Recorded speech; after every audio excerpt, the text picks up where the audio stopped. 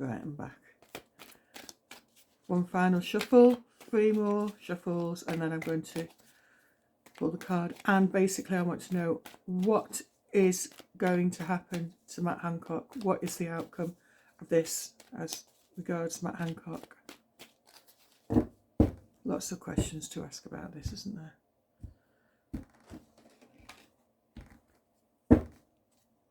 Okay, first, do you remember that came up with Boris? Scrutiny on what his track record has been. Oh, the Hierophant, abuse of power. The context is the abuse of power. Oh my God, that couldn't be more clear. That's the past. King of Wands, just coming up. Conditions speaks for itself, doesn't it? Outcome, Temperance. What's the word? I always forget. Advisory card. Chariot. That's the fastest moving card in the pack. Fastest moving Major Arcana. So we've got 2 of the fastest moving cards here. There's definitely a job to be done, and it's not going away. And then the Fool is another advisory card. Clarification cards is in the public eye. 6 of Wands, yet, and another one. That came up for Boris again, didn't it? The heartbreak. No going back. Can't go back and make the past okay again. It's happened. Right, so I'm going to take this down and I'm going to show you I'm going to read it.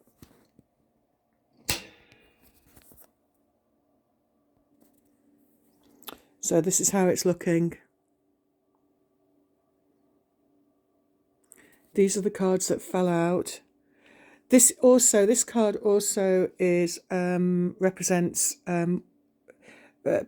municipal buildings. So that can be Parliament, very easily be Parliament. So there were deals being done. It was a group effort. It was a collaboration of people within Parliament. And a lot of dark secrets in that Parliament. A lot of dark secrets, which are going to come out very quickly now. And the messenger has arrived. The messenger's going to tell us what needs to come out, going to reveal the secrets. And this may have been in its heyday during COVID, but it's now coming to the end, very much at the end, on its last legs. They don't have any power anymore. They don't have any strength anymore. This one, I'm not sure yet what this is, how this fits. So I'm going to reserve judgment on that. This is really, really clear though. So now we're looking at what Matt Hancock did. We're looking at the context. The context is, this card comes up. In this context, it's purely about the abuse of power. The abuse of power of those in authority, which happens with government ministers, it happens with religious figures, it happens with heads of people in positions of leadership in schools, people that work with children, the abuse that goes on. Not all people that work with children, don't get me wrong. People in positions of power, the abuse of power. Conditions is the heartbreak that speaks for itself. So these 3 cards are mapping out what we're talking about, the context and what we're talking about. Now we go to the King of Wands. So the King of Wands, wands are about truth and integrity, and this is about the past.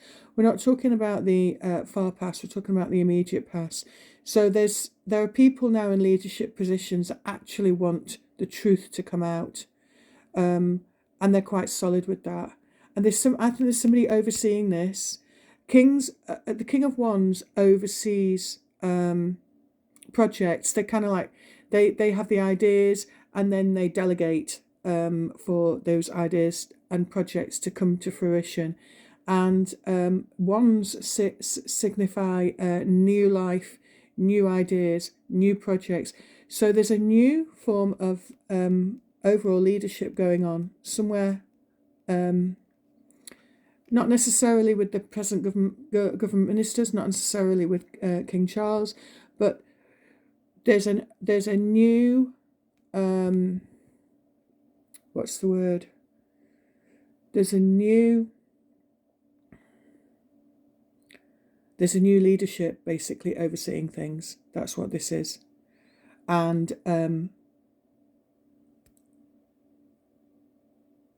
the person in the public eye is Matt Hancock. The people in the public eye are the politicians that were part of this. So this is in the public eye. Okay, now he may have been seeking approval, public approval, and it's certainly, the article talks about how he was motivated by being praised for being having rigorous COVID policies, him and his cronies.